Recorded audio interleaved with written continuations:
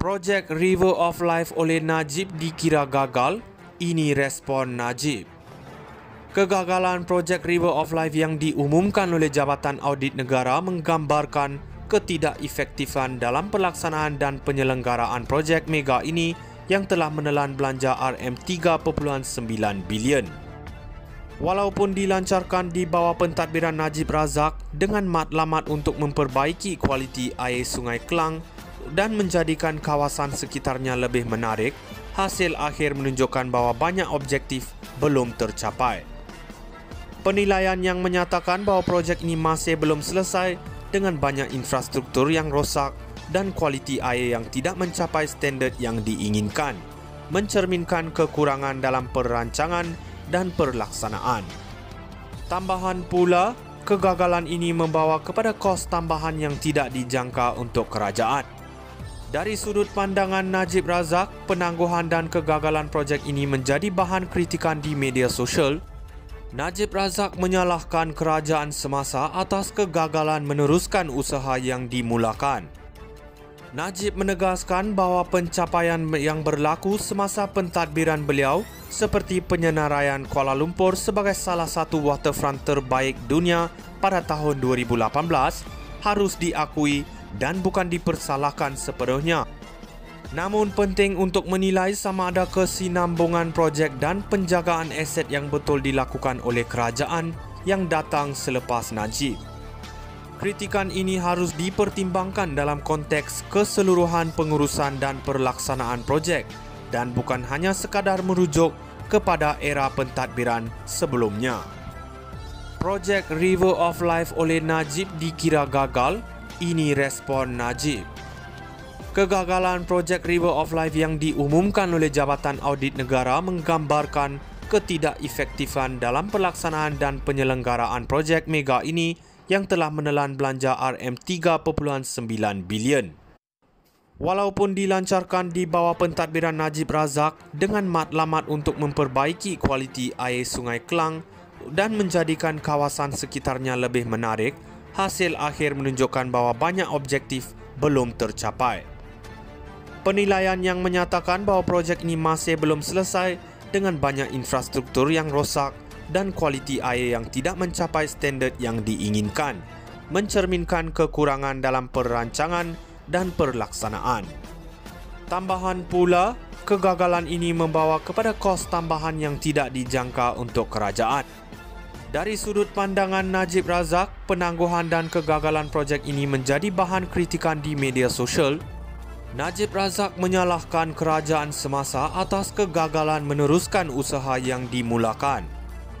Najib menegaskan bahawa pencapaian yang berlaku semasa pentadbiran beliau seperti penyenaraian Kuala Lumpur sebagai salah satu waterfront terbaik dunia pada tahun 2018 harus diakui dan bukan dipersalahkan sepenuhnya. Namun penting untuk menilai sama ada kesinambungan projek dan penjagaan aset yang betul dilakukan oleh kerajaan yang datang selepas Najib.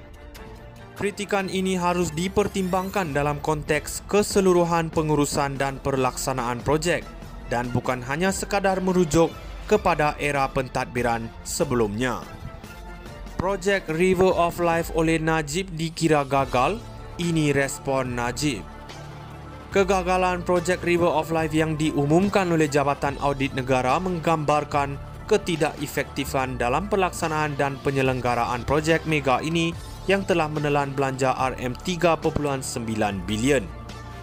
Walaupun dilancarkan di bawah pentadbiran Najib Razak dengan matlamat untuk memperbaiki kualiti air Sungai Kelang dan menjadikan kawasan sekitarnya lebih menarik, hasil akhir menunjukkan bahawa banyak objektif belum tercapai.